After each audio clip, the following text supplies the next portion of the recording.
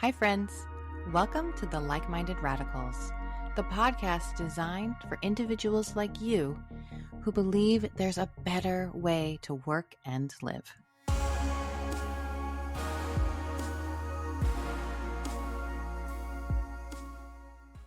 Welcome to another episode of the Like-Minded Radicals.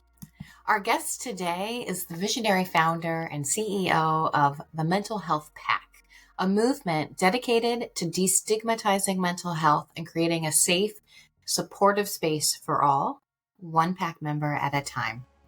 From mental health first aid training for individuals and corporate clients to the world famous Wolfpack Reset Retreats tailored for men, Nick is redefining how we approach mental wellness. But that's not all. He also provides invaluable resources like career coaching, a thought-provoking mental health blog and newsletter, and a range of self-designed My Pack merchandise that's constantly evolving. He's also my husband's golf partner, helping to keep our household sane and proving that I know cool people who know cool people who do cool things. So please welcome Nick Mair. Pleasure to be here. So happy to have you. I like to start with a little bit about who you are in this present moment. We'll talk about your story and kind of how you've gotten to this place. But who's Nick Mair and what are you working on today? Oh, good question. Well, I think I've had a little bit of a change in the last few months in terms of escaping the corporate prison and setting up my own little business, which is fully aligned to who I am, I believe. So around that mental health space, supporting people with the mental health first aid training is going to be my main breadwinner, if you like, and also supporting men with men's retreats, a bit of campfire therapy and goal planning and so forth. So really creating a movement around not feeling alone, or people not feeling alone that may be suffering from or experiencing episodes of mental health issues such as depression and anxiety. So it's taken me a long time to be in my late 40s and realise what I really should be doing with my life, and that's supporting people in that mental health space, because I don't want particularly men, I don't really want people to be feeling so alone and so isolated, particularly in the depths of, I wouldn't say despair, but I've been in an incredibly low spot and was even in touch with Lifeline at one stage, which got really scary. Yeah. And I don't want people feeling like that. So I think there's a real need for particularly men to be able to talk about it a little bit more, and I really want to be able to offer that to everybody, not just men. But I think there's a real need in the workplace, particularly in the corporate space, where people are feeling a little bit stuck, but also just destigmatizing the whole mental health thing as well. So I guess it's taken me a long time to get here, from wanting to be a pilot as a young boy and getting my degree in aviation, and then doing something totally different that I never thought I'd be doing. So so here I am, I guess. Amazing. I think it's such a powerful and important topic to be having. And I've noticed actually in Australia, I don't know if maybe mateship is actually something that really helps break down those barriers, but it certainly seems that men are able to have those conversations maybe a little bit easier than in the US. Yeah. Well, I don't know much about how it is in the US, but certainly in Australia, I think the she'll be right, mate mantra of blokes and men and mates and so forth. The barriers are coming down slowly but surely. So I guess I'm trying to get in the front of the wave to try and speed it along and ensure that guys have a very safe and comfortable way to talk. So I'm doing a few things at the moment. One being I've just set up a book club, inverted commas, for guys to come together and read non-fiction and talk about it in a very safe and inclusive environment at a pub. So I've called it, Ales and Analysis Assembly. Triple A. Nice. So the last Thursday of every month down at the Newmarket Hotel here in Brisbane is what I'll be doing, to get guys together and talk in a fairly safe environment, not talking about work or their titles as such. That's banned. So I got the idea from a book club called the Tough Guy Book Club, but it was very fiction based and dead Russian authors, and it just didn't really resonate with me. So I thought, I just want to do something that is more mainstream. And Yeah, I so think we're going to be doing that. So that'll be cool. I love that because I feel like if you look at the personal development space, it is probably a higher percentage of women. Yep. And so, Yep. yeah, we need to be having these conversations with men Yeah, I and make agree. that a safe space. Yeah, yeah, absolutely. You just have to spend a day on your LinkedIn newsfeed to see that there is not a great focus on men compared to women in that mental health space. Hmm. So that's something that I really want to give more airtime to and share my own journey as well and be raw and vulnerable, which has been difficult, but I think I need to practice what I preach and get out there and say, yeah, there's days that I don't feel great, and it's okay not to feel great, and partake in a little bit of self-care, whether it is playing golf or chilling out with the dogs out in the back deck or whatever it is. So I think getting that conversation going and more widely accepted is certainly a focus for me. Yeah, I think vulnerability is such a powerful leadership trait. It's one of the things I think is going to be really important for the future of work is having Yep. leaders who are people, right? Showing up as Yep. people and showing that they are Yep. valuable and that they Yep. have those ups and lows. We all need to Yep. take off that mask of professionalism and actually be Yep. real with Yep. each other. Absolutely. Absolutely. And that, yeah, like I said, it wasn't an easy thing for me to do, but once I've broken that barrier um, and put it out there, and a couple of years ago, I put a post up on LinkedIn regarding the the death by suicide of a very prominent NRL coach, Paul Green, and it went viral. I was getting phone calls 12 o'clock at night from Northern Ireland of people wanting some advice. And I thought, I'm not a psychologist, but look, this is what's worked for me. And I had about 1.5 million impressions on that post just by putting it out there to say, guys, we've got to talk. Men, we need to stop being so stoic, which I don't think was the right term, but we need to start talking. Here's my phone number. So I put that in a Wow. post on LinkedIn, and it was the only post of mine that's gone viral. And it was just mind blowing. And I think that really triggered something within me that, hey, there's something here to explore, get out of that recruitment, talent acquisition sort of field that I was in, and try and help people and give something back. And I think that's the part of talent acquisition and recruitment that I really enjoyed was just talking to people, was the interviews and the briefing with the hiring managers and so forth. So I sort of tapped into that, and here I am, set up my own little business, the Mental Health Pack, and trying to let people know that they're not alone and Yeah, destigmatize I it, if got you like. goosebumps So, when you were talking about that. I mean, oh and what a it was shift to go incredible. from speaking to people who are in that interview process where they're trying to put their best foot forward and they're really Mm, portraying themselves as these really mm, strong individuals to actually saying, you know what, I want to flip that coin over. mm, Let's talk about when we're not okay. How you said at the beginning that yeah, this new transition and these new roles really feel aligned to who you are. How did you figure that out? that's a very good question, Kendra. There's been a few key people in my life, I guess, that have observed some of the things that I've done, particularly in the LinkedIn and professional space around supporting people, and even had a university lecturer who's still a good friend of mine said, I think you'd be wasted as a pilot. And in the sense that I was more people orientated, I was more interested about being in the clubhouse talking with the other students than actually being in the aircraft flying. And I think that was a bit of a wake up call around the whole pilot thing. And and with ADHD, it's probably not a good thing to be a pilot. I get very distracted up there, so that probably wasn't a very good thing. So that was a little bit of a wake up call as well. But I think just by my very nature and personality that I am a bit of a people pleaser and a bit of a rescuer by trait. So I think that's something that I just naturally align to.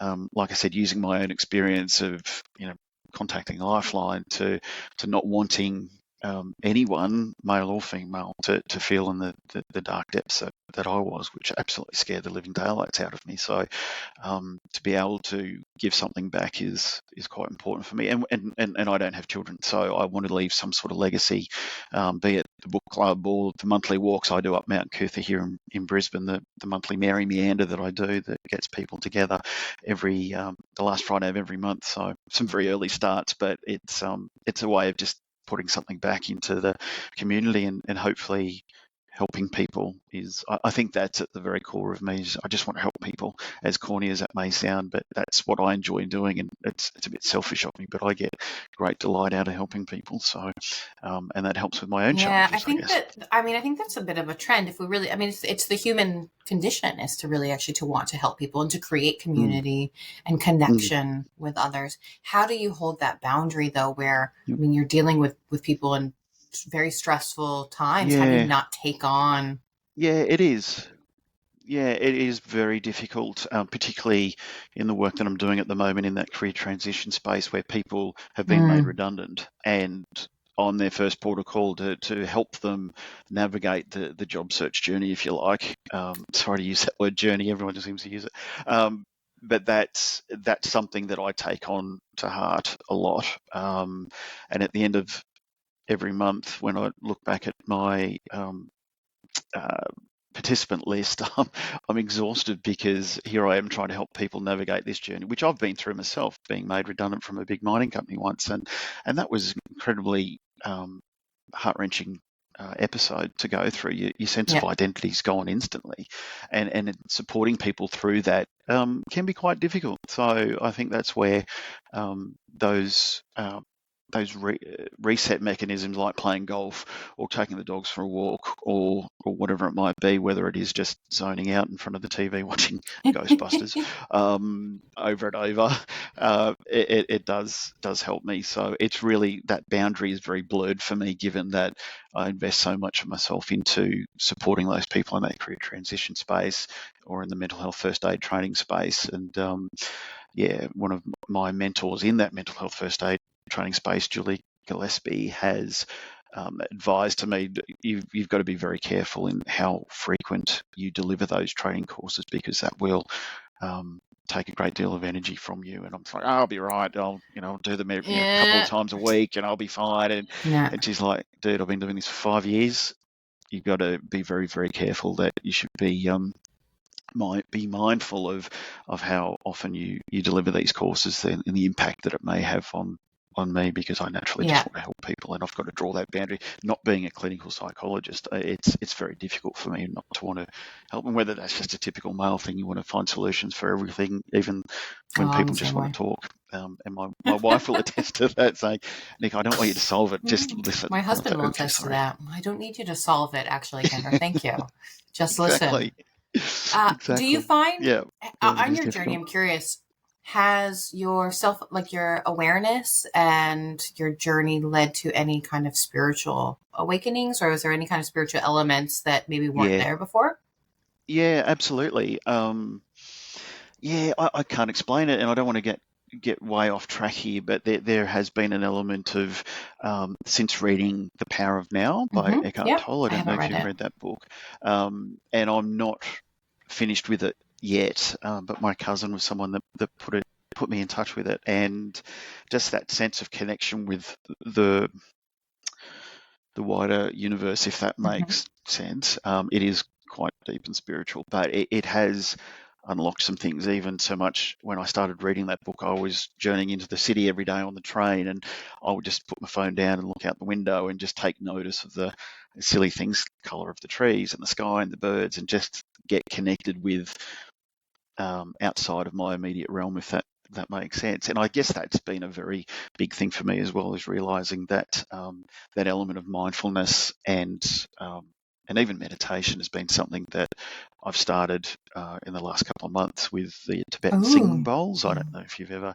So there's a studio not far from where we live, and they do this Tibetan singing bowls meditation course, and wow, that has just had such a profound effect on me, which I just thought, it's all mumbo jumbo, kumbaya sort of stuff, but no, I'm well and truly converted to that, and every Tuesday night I go to another place, go to another planet. I think with these bowls that just resonate this vibration near you, and I cannot explain it. It just does something, whether it's the frequency that goes through your head. I don't know what it is, but that has changed my whole perspective on a lot of things, with myself, but also how I see Yeah, other it's people and that's as really what well. this So podcast has been born from, was my own kind of consciousness journey of, yeah, that awakening of stepping outside of mm, yourself and seeing that you are part of this yeah, larger complex universe, and that, yeah, what we're all yeah, looking for is that connection and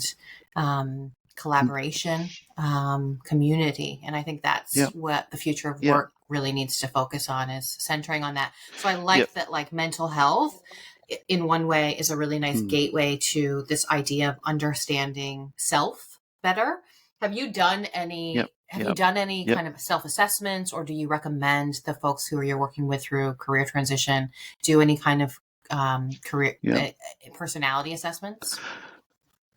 Uh, well, obviously the Myers-Briggs was something that I did a long time ago, and also Hmm. DISC was something that I found quite enabling me to understand myself better. That was something that was quite good. But I think most of my coaching with the participants is really geared towards understanding what their Hmm. values are and getting that values alignment in their next step. And that's a very common thing with a lot of people, is they're realizing what their true values are and how it does not resonate with their current um, Hmm. work activity. And that's a beautiful thing about redundancy. I don't mean to say that lightly, but it is a wonderful wake up call or reset for people in their career. And not once have I seen any of my participants, and I've been doing it for about 3 years now, not one have I seen go backwards from redundancy. They've either pivoted, or they've just found a new way of looking at themselves and their situation, and Yeah, they've thrived. So understanding those values and doing a skills audit and combining those two areas together has been a wonderful experience for a lot of my participants, that they've realised that, yeah, I really, like one in particular, realised that he should be in government, working in the IT space. And I thought, oh, I yeah, thought it'd be right. the opposite, but he looked at his value set and thought, "Wow, I think a government role would really suit me." And he's having a great old time in the Victorian government at the moment. Amazing. So I've had another lady go be a midwife in her late 40s, go back to university and study to be a midwife. So yeah, there's some wonderful examples of people, once they do understand what their true values are, and go through a value list and refine that list until they get to their top three, and then look at the opportunities out there as to what may be in alignment with those values Yeah. and their skills Yeah. as such. And So that's yeah, that's one of the things I think, if organizations can figure out how to tap into that and facilitate that experience while people are still mm, with them, then yeah, perhaps we yeah, actually can retain top talent and create more tenure and yep, create better yep, work absolutely, experiences where my work style and yeah, my work preferences are taken into consideration. And I'm, excellent. And I think that's the good thing about DISC. It's absolutely yeah, narrows down on that, what your preferences are, and also the team understanding what your yeah, preferences are. So they're conscious of, yeah, you prefer to be contacted via email as opposed to being a drop bear and just standing at your desk and expecting a question. I yeah, don't miss drop bears in the corporate open plan office.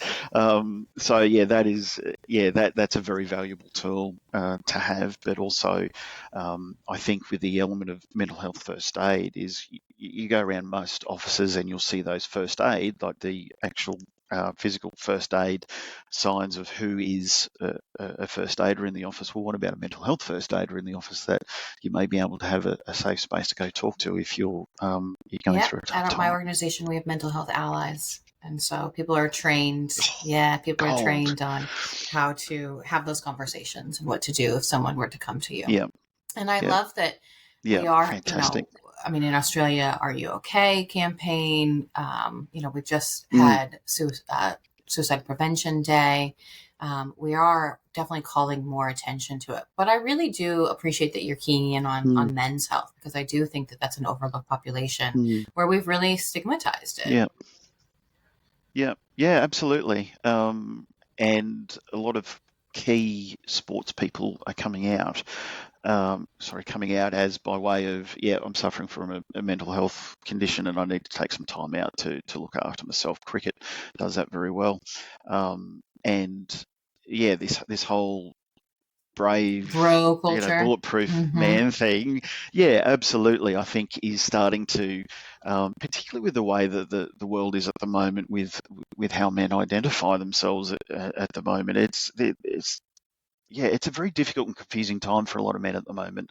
Um, Particularly for middle-aged white men like myself, is like, oh, where do we fit in the world anymore? And that's all changed, and for the right reasons, obviously. But it's just adjusting to that change, which I think is quite difficult. And back in 2012, when I set up the Wolf Pack camp for some mates and myself, we had a couple of Bucks weekends away, and I thought, why don't we do this every year, just as a reset mechanism to be able to come together, have some campfire therapy, and sit on the beach and go fishing, and that was it. Just men Yeah, being boys yeah, as such, and embracing that, and being safe enough to be blokes and talk footy or whatever it is, or golf, or and just be in that space of, yeah, it's okay to be a man, and yeah. talk So about it, if that what makes kind of sense. conversations are you having around those campfires? I mean, is it mostly Yeah, the kind of yeah, not getting too deep, but just creating that safe space, or are you getting into a little bit of the yeah. It vulnerability and is what would someone expect from a both. retreat with you? Yeah, I think it is that element of feeling safe and secure in the fact that you've got other guys around you that potentially could be feeling exactly the same thing. The pressure of being a Mm-hmm. dad or a husband or a father or a partner, or Breadwinner. a Mm-hmm. business person, or whatever, a breadwinner, exactly. Case in point, last year, I had the Wolfpack up here near Toowoomba, and there was a close mate of mine. We'd lost a mutual friend a couple of years ago. He was 43 and passed Sure. away. And my a mate that was at the camp with us is quite, just holds his emotions in very, very well. But when we got to his turn to share his last 12 months, he just broke down and burst into tears. And get emotional Yeah. now thinking about it. But that element of being around the campfire and being with other men that probably had been through a similar journey with him, and for him to open up like that was something that I've never seen him cry. I've never seen him break down. He's an ex-military officer, and has that front up, but he just, something just broke down, and he talked about um, our friend that passed away, that we were all struggling with. But he was very close to this guy that passed away. So seeing him do that, just thought, yeah, there's something magical about that campfire with Mm-hmm. like-minded men, to be able to bring that out. It's not about getting naked, holding hands, and singing in the creeks Yeah. or anything like that. It's about sitting back, looking at the fire, talking, not so much with alcohol as such. The focus is on really reflecting on the past 12 months about what's been the highlight and the lowlights, and what you plan for the next 12 months. So that element of that campfire therapy, I think, is It just is, so and I important. mean, I think it's such a safe space. It's also it's such a bridge to not that the answer is, naked in the stream singing kumbaya, but that's people's perception. And Yeah, and they yep, might look at you and go, "Oh, sound bowls, like, ooh, I don't think I'm doing sound bowls anytime mm, soon." And then, it could lead to yeah, that. I yeah, actually had a very yeah, powerful experience myself recently with sound bowls, and I mean, yeah. so incredible. But once you start Oh, opening up yourself to other experiences, to sharing, to that mm, vulnerability, yep, it really does start to yep, create kind of a slippery slope in many ways, and you never know where you're going to yep, end up. I mean, that's what this life is yep, about, is a human absolutely. experience, and Mm, a human experience yep, means yep. getting vulnerable. Yeah, absolutely. And it's funny you say that, because going to those Tibetan singing bowl experience was really born by a week off for like mental health week for myself, in this corporate role, where my manager Kate said, "I think you need some time off. Do you want to take a week off?" And I said, "Absolutely." And in that week, I went to yoga, and I enrolled in this meditation course with the Tibetan singing bowls, and that was life changing, all because of that element of feeling vulnerable and saying to my leader at the time, "I'm out. I need some time off," and she was very supportive of that. And ironically, speaking to her manager about the singing bowls, I got a very different reaction of like, oh, that's a bit odd. So I just thought, here I was feeling vulnerable, and I actually felt worse talking to that senior leader about it. However, my immediate manager was so Yeah. supportive of it, and it's changed my life for the better. And here we are with the mental health pack now. Out of that week off, that I thought, yeah, I've had enough of the corporate life. I need to do something and give something And back. that's So, why I talk about leaders being people, because I think had that leader been more vulnerable and accepting, right? I mm, mean, that's the type of organization I want to mm, work for. I would love to know that my senior yep, leaders are doing yep, Tibetan sound bowls, or, right, that they're having those yep, kind of yep, existential conversations, that they're having that conscious yep. awareness. Yeah, yeah, absolutely. And I was very, very fortunate that I've had a couple of good leaders that have been very supportive of that. One in particular got me to a GP for assistance as a first port of call, and that was life changing. And in fact, by her supporting me on that, I actually found that I had a medical issue with Oh, some no. gallstones that I'd never really thought about, and like, wow, I would never have gone to the GP if she hadn't have encouraged me to do that. And it was a massive gallstone, I might say, and that's now gone. But the fact that she was encouraging of me to go to the GP, which is certainly at the core of what we do in the mental health first aid training, is to really encourage people to get professional support. And yeah, and I got that firsthand, so I thought, great. I want to go out and encourage people to do the same, Yep. particularly leaders in that corporate space, to be able to enable their team to get help and feel comfortable and in being vulnerable Yep. and getting that So help. tell me more about the wolf pack.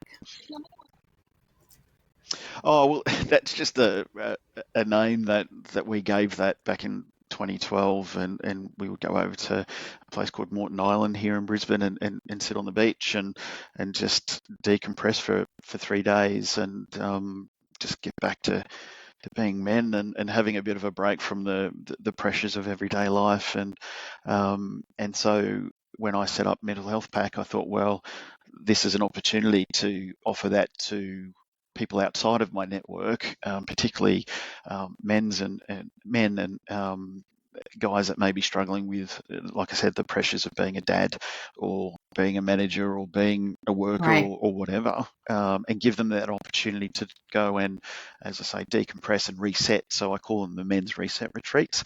And so there's opportunity there to look at some goal planning sessions, resilience training, even jumping in an ice bath is something that we've got planned just to really get you outside Yeah. of your comfort zone a little bit, but also in a very nurturing and safe environment. And I say that in a very masculine way, that we're all there to support each other and a lot of campfire time as well to be able to encourage those conversations. It's not really a session on being too vulnerable, but it's being in a very safe environment to be able to talk as men and and be able to hit that reset button and be better fathers and better husbands and better partners and Amazing. so Amazing. forth. So yeah, I'm really excited about that and getting back into nature and reconnecting and earthing ourselves, if you like, and doing some hikes and doing some orienteering and just doing some activities that will